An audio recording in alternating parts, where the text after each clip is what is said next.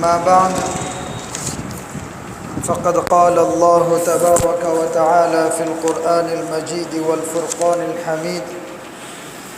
أعوذ بالله من الشيطان الرجيم، بسم الله الرحمن الرحيم. ولكن الله حبب إليكم الإيمان وزينه في قلوبكم وكره إليكم الكفر والفسوق والعصيان أولئك هم الراشدون فضلا من الله ونعمة والله عليم حكيم. وقال في موضع آخر: إذ جعل الذين كفروا في قلوبهم الحمية حمية الجاهلية فأنزل الله سكينته على رسوله وعلى المؤمنين وأنزل جنودا لم تروها فأنزل الله سكينته على رسوله وعلى المؤمنين وألزمهم كلمة التقوى وكانوا أحق بها وأهلها وكان الله بكل شيء عليما.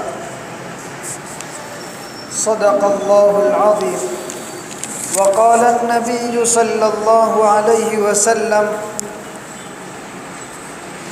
لا تسبوا أصحابي فوالذي نفسي بيده لو أنفق أحدكم مثل أحد ذهبا ما بلغ مد أحدهم ولا نصيفه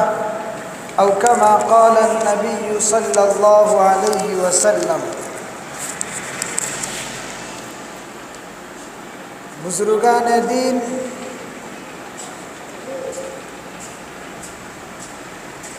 نوجوان عزیزوں، دوستوں اور ساتھیوں، بالخصوص ہماری پردہ نشین مائیں اور بہنیں، السلام علیکم ورحمۃ اللہ وبرکاتہ۔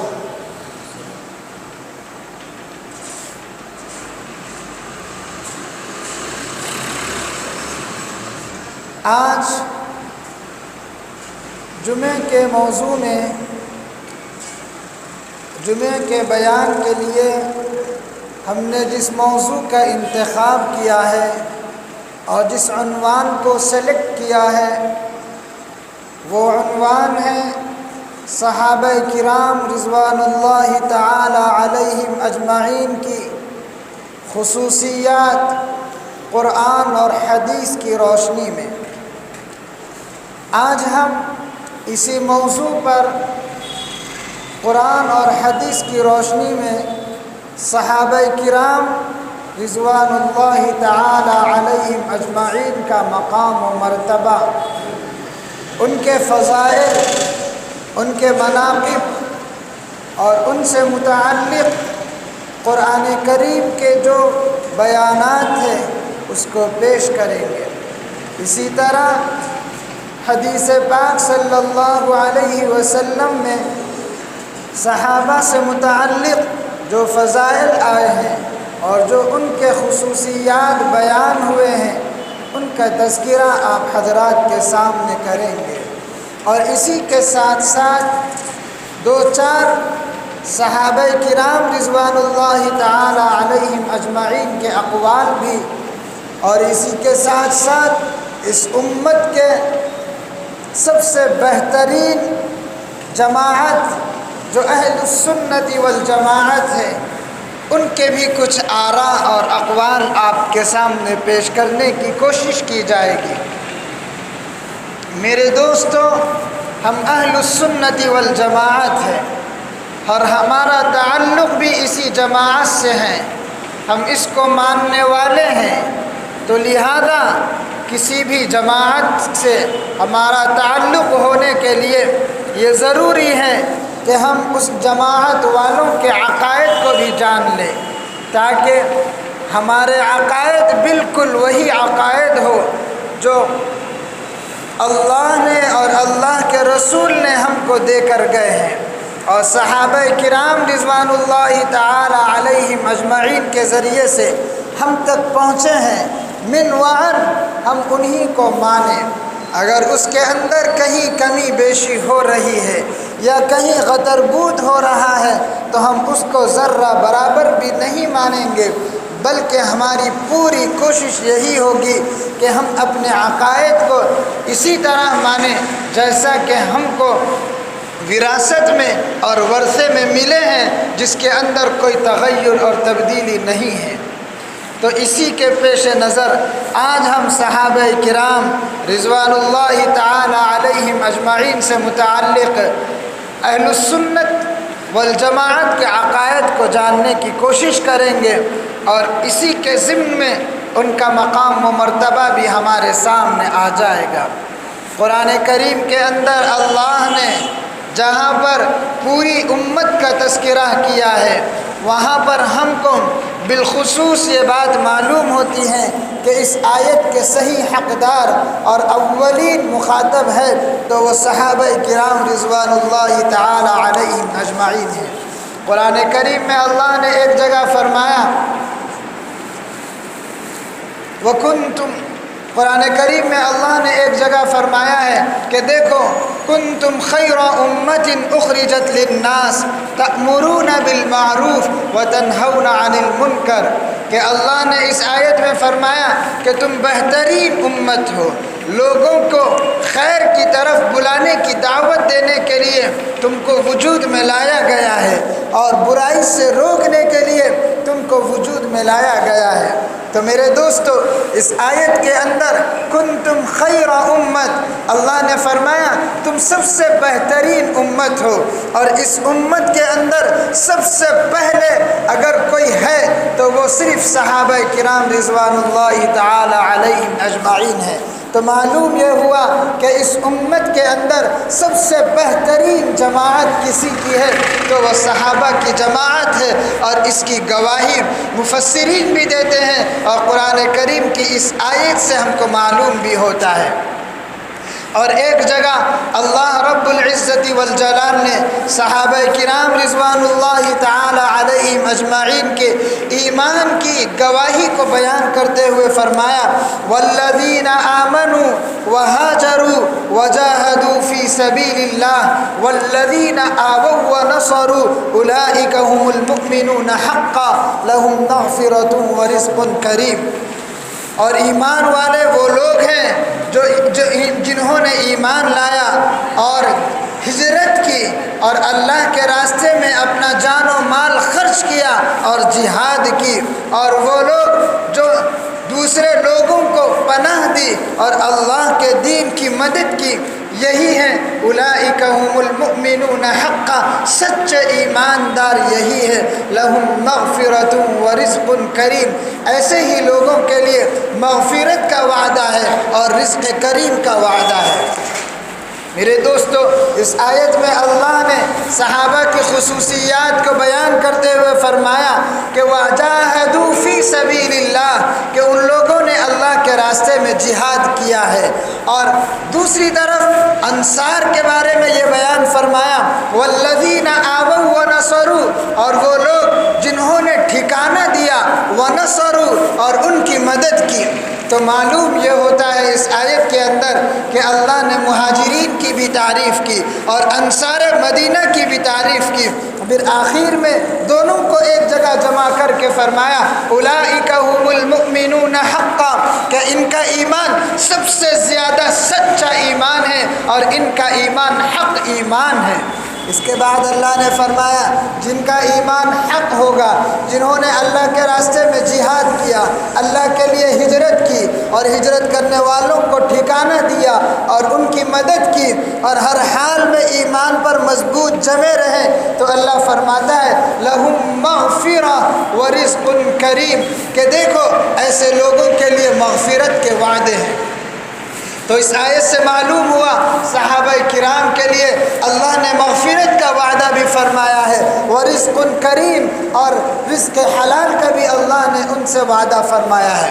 تو میرے دوستو، صحابہ کرام کی عظمت، ان کا مقام اور ان کی افضلیت اس آیت سے صاف سمجھ میں آتی ہے کہ ان کا ایمان اللہ کے نزدیک بالکل معتبر ایمان ہے۔ خود اللہ نے ان کے ایمان کی گواہی دی اور ان کے لیے مغفرت یقینی ہے، جیسا کہ خود اللہ نے فرما دیا لہم مغفرہ، کہ ان کے لیے مغفرت کا سامان بھی ہے۔ میرے دوستو، اگلی آیت کے اندر اللہ نے صحابہ کرام رضوان اللہ تعالی علیہم اجمعین کے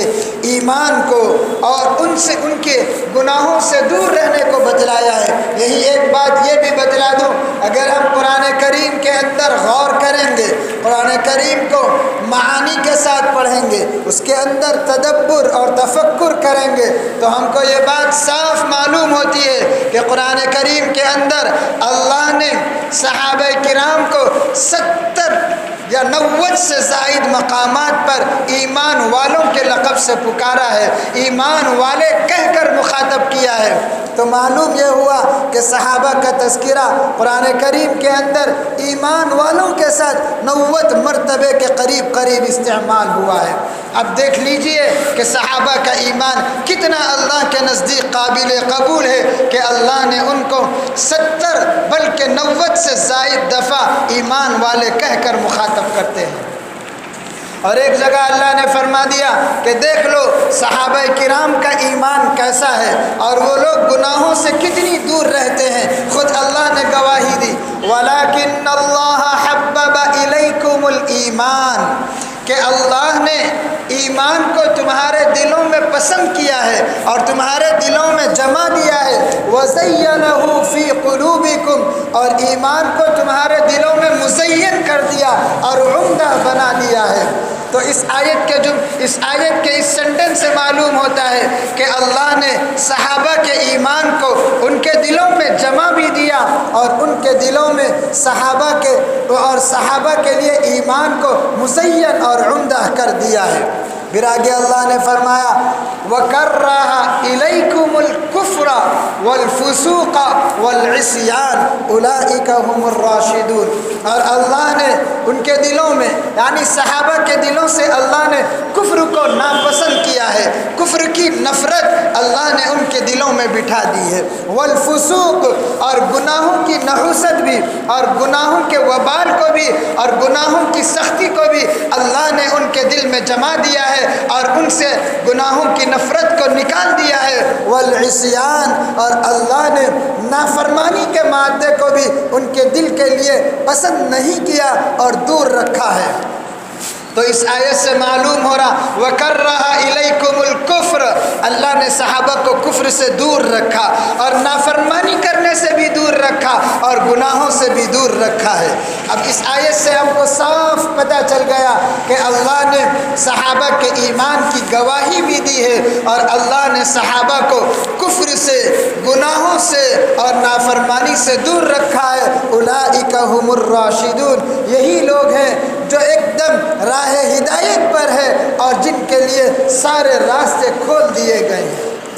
آگے اللہ رب العزت والجلال نے ایک دوسری آیت میں صحابہ کرام رضوان اللہ تعالی علیہم اجمعین کی دل کی کیفیت کو بیان کرتے ہوئے فرماتے ہیں والذین تبوؤوا الدار والایمان من قبلہم يحبون من هاجر إليهم ولا يجدون في صدورهم حاجة ويؤثرون على أنفسهم ولو كان بهم خصاصة۔ اس آیت کریمہ کے اندر اللہ رب العزت والجلال فرماتے ہیں کہ دیکھو میرے صحابہ کی شان یہ ہے اور میرے نبی کے ساتھیوں کی شان یہ ہے کہ جب ان کے پاس مکے سے ہجرت کر کر جب صحابہ آئے والذین تبوؤوا الدار، تو یہ مدنی صحابہ ان مکی صحابہ کے لیے ٹھکانہ میسر کیا اور ان کو ٹھکانہ دیا۔ والایمان من قبلہم، اس سے پہلے کہ وہ ایمان لے آئے تھے، یحبون من ہاجر الیہم، اور وہ لوگ محبت کرتے ہیں ان لوگوں سے جو ان کی جانب ہجرت کیے ہیں۔ تو معلوم یہ ہوا مدنی صحابہ، مکی صحابہ سے ہجرت، مکی صحابہ سے محبت کرتے تھے اور ان کو اپنے یہاں ٹھہرنے کے لیے مقام دیتے تھے اور جگہ عطا فرماتے تھے۔ اس کے بعد اللہ نے فرمایا یحبون من ہاجر الیہم ولا یجدون فی صدورہم حاجہ، اور وہ لوگ مدنی صحابہ کے بارے میں اللہ نے فرمایا کہ دیکھو یہ مدنی صحابہ کے دلوں میں کوئی کینہ کپٹ، کوئی حسد، کوئی بغض، کوئی عداوت اور کوئی ذرہ برابر بھی مال کی خواہش نہیں ہے۔ ولا یجدون فی صدورہم حاجہ، ان کے سینوں میں، ان کے دلوں میں کوئی حاجت اور کوئی کینہ کپٹ نہیں ہے۔ وَيُؤْثِرُونَ عَلَىٰ أَنفُسِهِمْ وَلَوْ كَانَ بِهِمْ خَصَاصَةٌ، اور آگے اللہ نے فرمایا یہ صحابہ کی شان تو یہ ہے یہ اپنے اوپر دوسروں کو ترجیح دیتے ہیں اور خود فاقے کے لیے آمادہ ہو جاتے ہیں مگر دوسروں کو تکلیف ہونے نہیں دیتے۔ میرے دوستو، صحابہ کی یہ خصوصیت ہے کہ یہ لوگ ایمان کے اندر اتنے جمے ہوئے تھے کہ اپنے اوپر اپنے دوسروں کو تو ترغیب دیں گے اور ترجیح دیں گے، خود فاقے کرنے کے لیے، خود بھوکے رہنے کے لیے تیار ہو جائیں گے مگر دوسروں کو تکلیف میں نہ ڈالیں گے اور دوسروں کی تکلیف برداشت نہیں کریں گے۔ صحابہ کی یہ خصوصیت اس آیت کے اندر بیان کی گئی۔ اور ایک جگہ قرآن کریم کے اندر اللہ نے صحابہ کو، صحابہ کے مقام کو، ان کے مرتبے کو اور ان کے آپسی رحم دلی کو بیان کرتے ہوئے فرمایا محمد الرسول اللہ، محمد اللہ کے رسول ہیں صلی اللہ علیہ وسلم، والذین معه اشداء علی الکفار، اور وہ لوگ جو محمد صلی اللہ علیہ وسلم کے ساتھ رہتے ہیں، اشداء علی الکفار، کفار کے اوپر بڑے سخت ہیں، یعنی جب دشمن سے مقابلہ ہوگا، جب اسلام کا کفر سے مقابلہ ہوگا تو اس وقت یہ صحابہ کرام رضوان اللہ تعالی علیہم اجمعین بالکل کفار کے مقابلے میں سخت ہو جائیں گے۔ رحماء بینہم، اور جب آپس میں ایک دوسرے سے لین دین کا معاملہ آئے گا تو رحماء بینہم، نرم دل ہو جائیں گے، محبت سے، شفقت سے انتہائی نرمی کا معاملہ کرنے والے ہو جائیں گے۔ رحماء بینہم، محمد الرسول اللہ والذین معه اشداء علی الکفار رحماء بینہم تراہم رکعا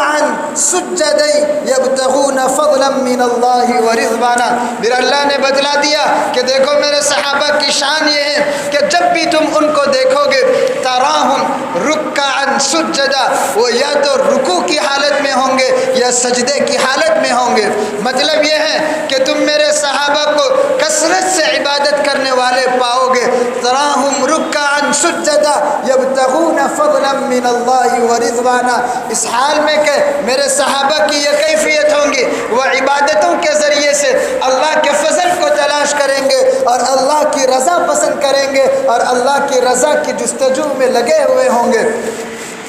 سیماہم فی وجوہہم من اثر السجود، پھر اللہ نے فرما دیا دیکھ لو صحابہ کی شان یہ ہے کہ وہ اکثر و بیشتر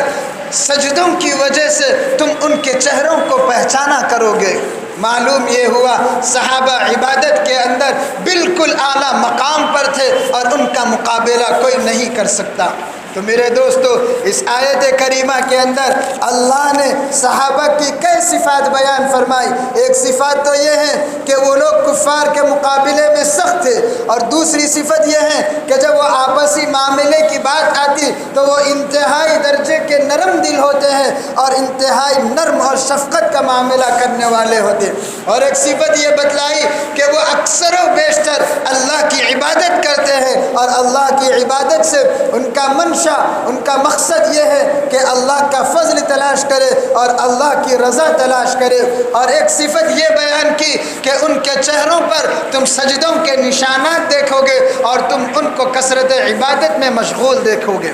میرے دوستو، اس آیت کریمہ سے بھی معلوم یہ ہوا کہ اللہ نے صحابہ کو ایسا مقام عطا کیا تھا کہ وہ لوگ جب دشمن کی باری آتی تو سخت ہوتے، جب آپسی باری آتی تو نرم دل ہوتے، وہ رات میں اللہ کے سامنے گڑ گڑانے والے ہوتے اور دن کو اللہ کے لیے جہاد میں نکلنے والے ہوتے۔ صحابہ کی یہ شان تھی۔ ایک جگہ اللہ رب العزت والجلال نے صحابہ کا مقام و مرتبہ اور ان کے جنت کے بڑے بڑے بلند مقامات کو بیان کرتے ہوئے فرمایا الذین آمنوا وہاجروا وجاہدوا فی سبیل اللہ باموالہم وانفسہم اعظم درجۃ عند اللہ واولئک هم الفائزون کہ دیکھو صحابہ کی شان یہ ہے جو ایمان لائے اور مکے سے مدینے کی جانب ہجرت کی اور اللہ کے راستے میں اپنی جان بھی لگائی اپنا مال بھی لگایا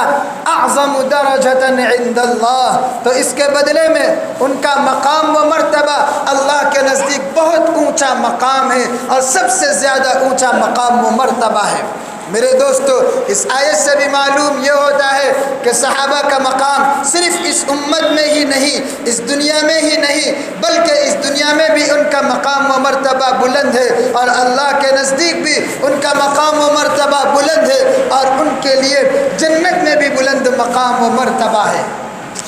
اسی کے بعد ایک دوسری آیت کے اندر اللہ رب العزت والجلال نے صحابہ کے جنتی ہونے کی بشارت دیتے ہوئے فرمایا یبشرهم ربهم برحمت منہ ورضوان وجنات لهم۔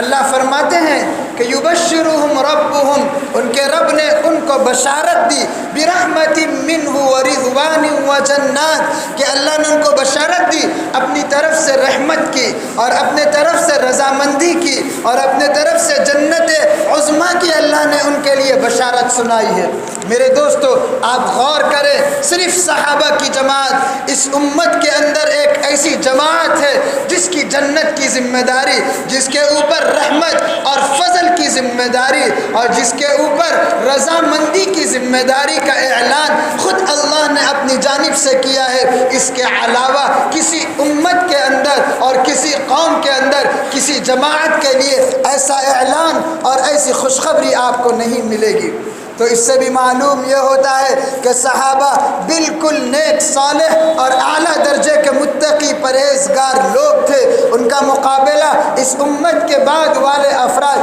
کبھی نہیں کر سکتے اور قیامت تک بھی نہیں کر سکتے ہیں۔ ایک جگہ اللہ رب العزت والجلال نے صحابہ کے دل کا امتحان لیا اور فرمایا اذ جعل الذین کفروا فی قلوبہم الحمیۃ حمیۃ الجاہلیہ فانزل اللہ سکینتہ علی رسولہ وعلی المؤمنین وَأَلْزَمَهُمْ كَلِمَةَ التَّقْوَى وَكَانُوا أَحَقَّ بِهَا وَأَهْلَهَا۔ میرے دوستو اس آیت کے اندر اللہ رب العزت خود فرماتے ہیں وَأَلْزَمَهُمْ كَلِمَةَ التَّقْوَى کہ ہم نے صحابہ کے دلوں میں تقوی کو چسپاں کر دیا ہے چپکا دیا ہے اور مضبوطی کے ساتھ جمع دیا ہے اور یہی لوگ تقوی کے زیادہ حقدار تھے اور یہی اللہ کے نزدیک سب سے باعزت مقام و مرتبہ رکھنے والے ہیں۔ تو اس آیت کریمہ سے بھی معلوم یہ ہوتا ہے کہ صحابہ کے دلوں میں خود اللہ نے تقوی کو بٹھا دیا تھا۔ پھر آگے اللہ رب العزت والجلال نے صحابہ کے مختلف طریقوں سے امتحان لیا ان کو جان لیا۔ پھر اللہ خود فرماتا ہے لقد رضی اللہ عن المؤمنین اذ یبایعونک تحت الشجرہ فعلم ما فی قلوبہم کہ اللہ فرماتا ہے کہ دیکھو لقد رضی اللہ عن المؤمنین اللہ راضی ہو گیا ان لوگوں ان مومنین سے جو ایک درخت کے نیچے بیٹھ کر اپنے نبی کے ہاتھ پر بیعت کر رہے تھے فعلم ما فی قلوبہم اور اللہ جانتا ہے جو کچھ ان کے دلوں میں ہے۔ میرے دوستو اس آیت کریمہ سے معلوم یہ ہوتا ہے کہ اللہ نے اس آیت کے اندر یہ اعلان کر دیا ہے کہ دیکھو میں صحابہ کرام رضوان اللہ تعالی علیہم اجمعین سے راضی ہوں۔ اور ایک دوسری آیت میں اللہ نے فرمایا والسابقون الاولون من المہاجرین والانصار والذین اتبعوهم باحسان رضی اللہ عنہم ورضوا عنہ کہ اس آیت کے اندر اللہ فرماتا ہے کہ تمام کے تمام صحابہ اللہ سے راضی ہے اور اللہ ان سے راضی ہے۔ اور ایک آیت میں اللہ نے فرمایا میں تمام صحابہ سے راضی ہوں تو اب خلاصہ یہ نکلا ہے کہ اللہ رب العزت والجلال نے صحابہ کو اس دنیا میں جنت کی بشارت بھی دے دی، صحابہ کو اس دنیا میں اپنی رضامندی کا پروانہ بھی دے دیا، اور یہ اعلان بھی کر دیا میں صحابہ سے ناراضی ہوں اور صحابہ بھی مجھ سے راضی ہے، خود اللہ نے اس کا اعلان کر دیا ہے۔ اس کے علاوہ صحابہ کے بعد سے لے کر قیامت تک کے آنے والے لوگوں کے لیے کوئی ذمہ داری نہیں اور کوئی اعلان کبھی نہیں کیا گیا ہے۔ میرے دوستو، ان آیات کریمہ سے ہم کو صاف یہ معلوم ہوتا ہے کہ صحابہ کا مقام اس امت میں سب سے بڑا اونچا مقام ہے۔ نبی کے بعد امت میں سب سے بڑا مقام اگر کسی کا ہو سکتا ہے تو وہ صرف اور صرف صحابہ کرام رضوان اللہ تعالی علیہم اجمعین کا مقام و مرتبہ ہوتا ہے۔ آپ احادیث شریفہ کی طرف آئے، اللہ رب العزت والجلال نے اور نبی پاک صلی اللہ علیہ وسلم نے صحابہ کے زمانے کو اور خود صحابہ کو بہترین امت ہونے کی ذمہ داری دی ہے، اور خود اپنے زبان مبارک سے فرمایا ہے۔ ایک مرتبہ آقا دو جہاں فرماتے ہیں خیر الناس قرنی ثم الذین یلونہم ثم الذین یلونہم، لوگوں کے اعتبار سے سب سے بہترین زمانہ اگر کوئی زمانہ ہے تو وہ میرے صحابہ کا زمانہ ہے، اور جو اس زمانے میں رہتے ہیں وہ لوگ سب سے بہترین ہوں گے۔ تو میرے دوستو، اس حدیث پاک سے معلوم ہوتا ہے نبی نے بھی صحابہ کے خیر اور سب سے بہترین خیر ہونے کی ضمانت دی ہے، اور خود اپنی زبان مبارک سے اس کا اعلان فرمایا ہے۔ ایک حدیث پاک کے اندر اللہ کے نبی صلی اللہ علیہ وسلم نے صحابہ کے مقام کو بیان کرتے ہوئے فرمایا کہ دیکھو اصحابی کالنجوم فبأیہم اقتدیتم اہتدیتم، میرے صحابہ ستاروں کے مانند ہے، تم میں سے کوئی بھی اگر کسی ایک صحابی کی بھی اقتدا کر لو گے تو تم راہ نجات کو پا جاؤ گے اور تم جنت کو پا جاؤ گے اور تم کامیاب بن جاؤ گے۔ تو میرے دوستو، اس حدیث پاک سے معلوم یہ ہوتا ہے کہ اللہ نے صحابہ کو ستاروں سے تشبیہ دی ہے، اور بات اصل میں یہ ہے کہ اس زمانے میں کوئی ایسی چیز نہیں تھی جس سے راستہ طے کیا جاتا، تو اس زمانے کے اندر کچھ ایسے ماہر لوگ تھے جو چاند کو، سورج کو، ستاروں کو دیکھ کر راستہ طے کرتے تھے۔ اگر اس طرف چلیں گے، ان ستاروں کو فالو کریں گے تو فلاں علاقے میں پہنچیں گے، اگر ان ستاروں کو فالو کرو گے تو فلاں علاقے میں پہنچو گے۔ اس طرح وہ چاند کی روشنی اور ستاروں کو دیکھ کر راستہ اور سمت طے کیا کرتے تھے۔ تو اللہ نے اسی کے مشابہ، اللہ کے نبی نے اسی کے مشابہ یہ حدیث بیان فرمائی ہے کہ جیسے ستاروں کو دیکھ کر تم راستہ طے کرتے ہو، میرے صحابیہ میں، میرے اصحاب میں سے کسی ایک صحابی کی بھی اگر تم اقتدا کر لو گے، ان کے نقش قدم کو فالو کر لو گے تو تم جنت کو اور صراط مستقیم کو پا جاؤ گے۔ اسی طرح ایک حدیث کے اندر اللہ کے نبی صلی اللہ علیہ وسلم نے فرمایا کہ دیکھو لا تسبوا اصحابی فوالذی نفسی بیدی لو انفق احدکم مثل احد ذهبا ما بلغ مد احدهم ولا نصیفا، کہ اللہ کے نبی فرماتے ہیں میرے صحابہ کے بارے میں برا بھلا مت کہو، یعنی میرے صحابہ کے بارے میں زبان درازی مت کرو، میرے صحابہ کے بارے میں تان و تشنیع سے کام مت لو، میرے صحابہ کے بارے میں لکھنے میں پڑھنے میں بے ادبی کے الفاظ استعمال مت کرو۔ قسم ہے اس ذات پاک کی جس کے قبضے میں میری جان ہے، اگر تم سب کے سب مل کر احد پہاڑ کے برابر سونا خرچ کر لو گے تو میرے صحابہ کے آدھی چھٹاک کے برابر بھی تم نہیں پہنچ سکتے۔ اس کا مطلب یہ ہے اگر میرے صحابہ آدھی چھٹاک اگر اللہ کے راستے میں کوئی چیز خرچ کریں گے تو ان کو جتنا بڑا ثواب ملے گا کہ اگر تم احد پہاڑ کو بھی خرچ کر لو گے تو تم اس ثواب کو نہیں پہنچ سکتے۔ میرے دوستو، اس حدیث پاک سے بھی یہ بات معلوم ہوتی ہے کہ اللہ نے صحابہ کے دلوں کو اتنا پاک صاف کر دیا تھا کہ ان کے دل کے اندر ریاکاری کا، دکھاوے کا، ریا نمو کا ذرہ برابر بھی کوئی شائبہ نہیں پہنچ سکتا تھا، جس کی وجہ سے ان کی آدھی چھٹاک خیرات کو ہمارے احد پہاڑ کے برابر بھی مقابلہ نہیں کر سکتا ہے۔ میرے دوستو، ایک حدیث کے اندر اللہ کے نبی صلی اللہ علیہ وسلم نے فرمایا اذا رأيتم الذين يسبون اصحابي فقولوا لعنت اللہ علی شرکم،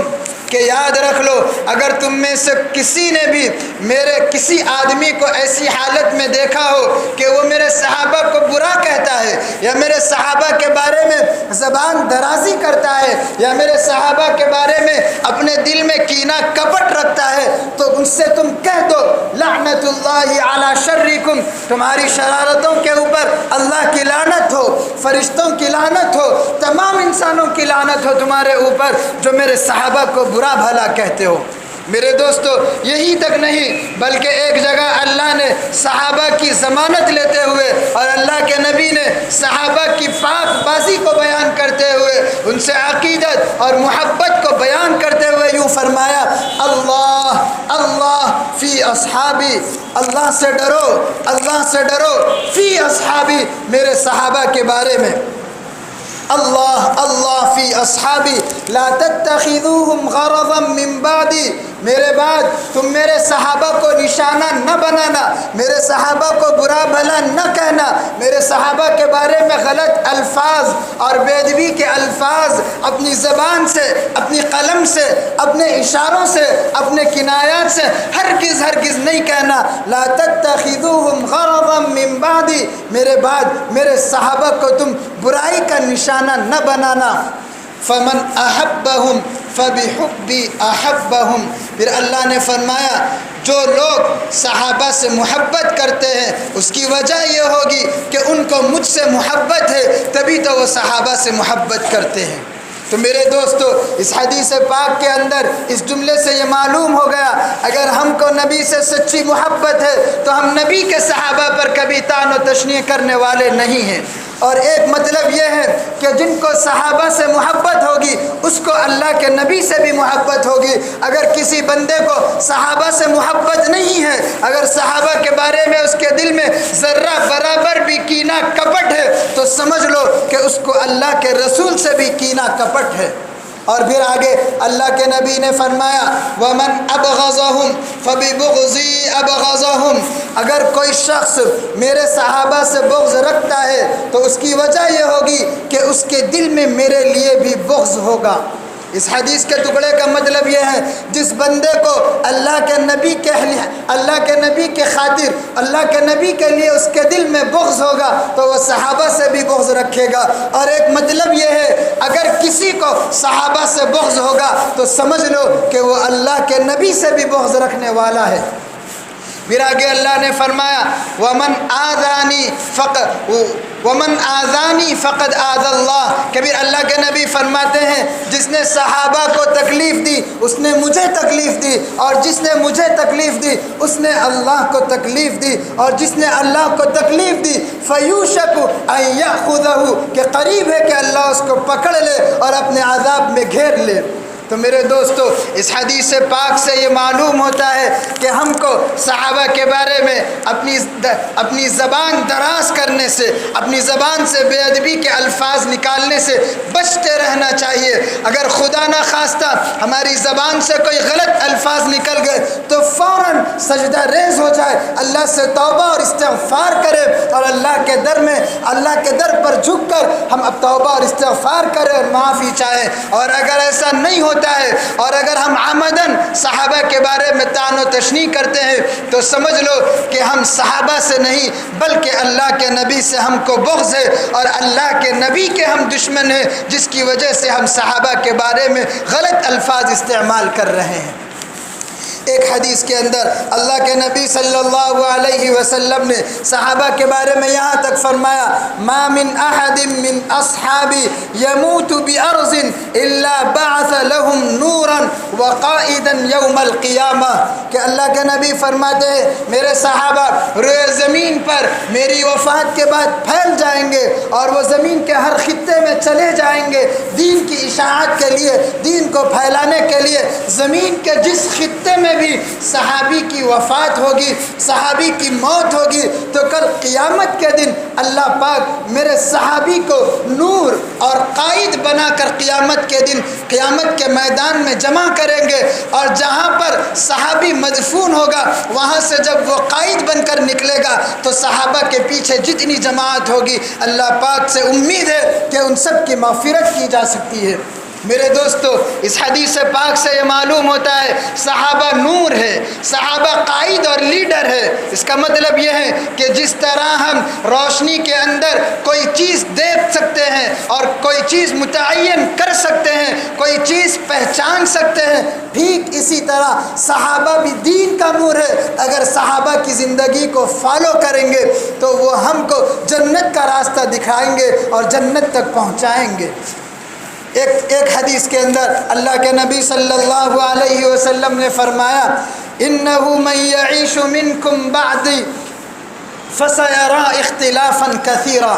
میرے بعد عن قریب ایک ایسا زمانہ آئے گا جس زمانے کے اندر تم بہت سے اختلافات کو دیکھو گے، اور جب اختلافات تمہارے سامنے آ جائیں تو اس وقت تم کو کیا کرنا ہوگا، تمہارے سامنے کیا چیز ہوگی تو تم ان اختلافات سے بچ سکتے ہیں۔ تو اللہ کے نبی فرماتے ہیں فَعَلَيْكُمْ بِسُنَّتِي وَسُنَّتِ الْخُلَفَاءِ الرَّاشِدِينَ الْمَهْدِيِّينَ عَضُّوا عَلَيْهَا بِالنَّوَاجِذِ، کہ اللہ کے نبی فرماتے ہیں کہ جب تمہارے سامنے مختلف قسم کے اختلافات پیدا ہونے لگے اور تمہارے دل و دماغ منتشر ہو جائے اور تمہارے ایمان کے اندر خطرہ پیدا ہونے لگے اور تم صحیح اور غلط کی پرکھ محسوس نہ کر سکو، تو تمہارے اوپر ایسے زمانے میں لازم ہے کہ تم میری سنت کو مضبوطی کے ساتھ پکڑ لو۔ علیکم بسنتی، میری سنت کو، میرے طریقوں کو، میری زندگی کو، میری حیات مبارکہ کو دیکھو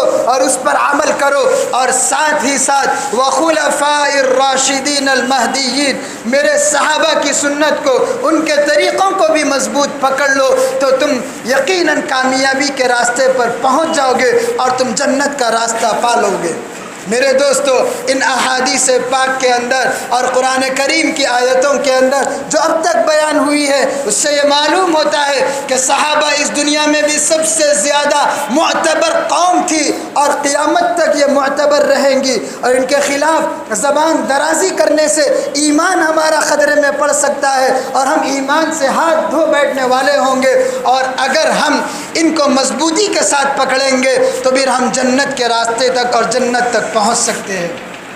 میرے دوستو، اب آپ ایک دوسرے پہلو کی طرف آئیں اور غور کریں کہ صحابہ کون ہیں، کہ ہم دیکھتے ہیں اگر ہم کو یہ قرآن ملا تو صحابہ کے واسطے سے ملا، اگر ہم کو یہ حدیثیں ملی صحابہ کے واسطے سے ملی، یہ ہم کو مساجد اور یہ مسجد کے میناریں اگر ملی تو صحابہ کے واسطے سے ملی، اگر یہ اذان کے کلمات ملے صحابہ کے واسطے سے ملے، یہ قرآن جمع ہوا تو صحابہ کے واسطے سے جمع ہوا، یہ دین کی حفاظت ہوئی تو صحابہ کے واسطے سے ہوئی۔ ایک ایک چیز دین کی اگر کوئی ہم تک پہنچتی ہے تو وہ صرف اور صرف صحابہ کے ذریعے سے پہنچتی ہے، اور اگر کوئی ہمارے دل و دماغ میں یہ کہیں کہ صحابہ کو چھوڑ کر ڈائریکٹ حدیث پر عمل کرو تو ہمارے خیال اور ہماری رائے اور پوری امت کا اجماع اس بات پر ہے کہ وہ راہ ہدایت سے ہٹنے والا ہے، اس کو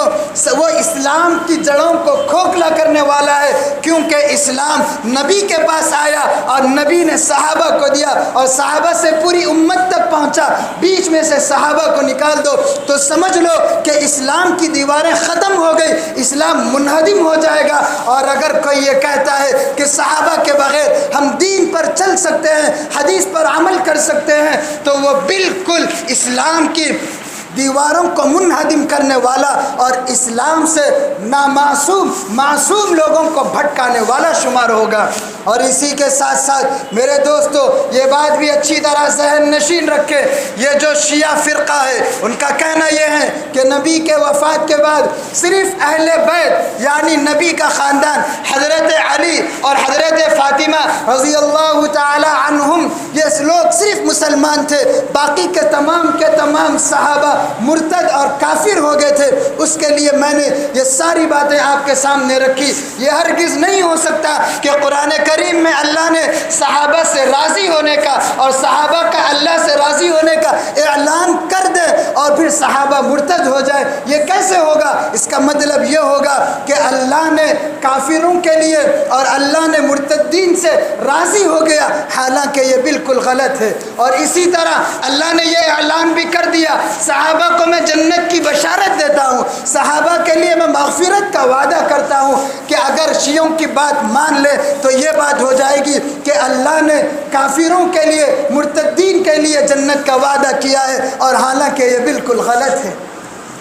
اور امام ابن تیمیہ اور اکثر محدثین اس بات پر متفق ہے کہ اللہ جس سے راضی ہو جائے اس کا مطلب یہ ہوگا کہ وہ مرنے تک دین کے تقاضوں پر ہی جمے رہے گا، پھر اس سے کفر کا کوئی امکان نہیں ہو سکتا۔ صاف مطلب یہ قرآن کریم میں اللہ نے فرما دیا، والسابقون الاولون من المہاجرین والانصار والذین اتبعوہم باحسان رضی اللہ عنہم ورضوا عنہ، وہ اللہ سے راضی اور اللہ ان سے راضی۔ اس کا صاف مطلب یہی ہے کہ اللہ جس سے راضی ہو گیا پھر وہ موت تک کبھی بھی نافرمانی نہیں کر سکتا اور دین سے نہیں بھٹک سکتا ہے۔ میرے دوستو، اب ہم کو یہ بات اچھی طرح جان لینی چاہیے اور یہ اپنا عقیدہ بنا لینا چاہیے کہ صحابہ سب کے سب محفوظ تھے، گناہوں سے دور رہے، اللہ نے ان کو جنت کی بشارت بھی دی اور اللہ ان سے راضی ہو گیا۔ نبی نے کہہ دیا جو صحابہ کو برا بھلا کہے اور تم اس کو دیکھ لو تو تم اس کے اوپر لعنت بھیجو، اور اس کے اوپر تم اللہ کی، فرشتوں کی اور اپنی طرف سے بھی تم اس کے اوپر لعنت بھیجو۔ یہ نبی نے اس کی اجازت دی، صحابہ نے اس کی اجازت دی، اور پوری امت کا اتفاق ہے جو صحابہ کو برا بھلا کہے گا ہم اس کو برا بھلا کہیں گے، جو صحابہ سے محبت رکھے گا ہم اس کو محبت کی نظر سے دیکھیں گے۔ اور جو لوگ یہ کہتے ہیں کہ صحابہ کو چھوڑ کر ڈائریکٹ حدیث پر عمل کرو، میرے دوستو یہ بات معلوم ہونی چاہیے، اگر آپ صحابہ کو بیچ سے نکال دو تو پھر آپ کو حدیث کہاں سے پہنچے گی؟ اگر آپ صحابہ کو نکال دو تو آپ کو یہ قرآن کہاں سے پہنچے گا؟ سوچنے کی بات ہے۔ اللہ ان کو بھی ہدایت دے اور شیعوں کو بھی ہدایت دے کہ وہ لوگ ایسی بات کہتے ہیں جس سے اسلام کی بنیادیں منہدم ہو جائے اور اسلام کے اندر جو اصل لب لباب طبقہ ہے ان سے ہمارا اعتماد ختم کر دے، تو پھر ہمارا ایمان کا بھی کوئی بھروسہ اور کوئی سلامتی باقی نہیں رہے گی۔ بس آخر میں اللہ پاک سے دعا ہے کہ اللہ پاک ہم سب کو صحابہ سے سچی پکی محبت رکھنے اور ان سے انتہائی درجے کی محبت پیدا کرنے کی توفیق عطا فرمائے، اور ہم صحابہ کو معیار حق تسلیم کریں۔ یہی اہل السنت والجماعت کا عقیدہ ہے اور یہی ہم سب کا شعار ہے۔ بس اللہ پاک ہم سب کو عمل کی توفیق عطا فرمائے۔ آمین وآخر دعوانا الحمد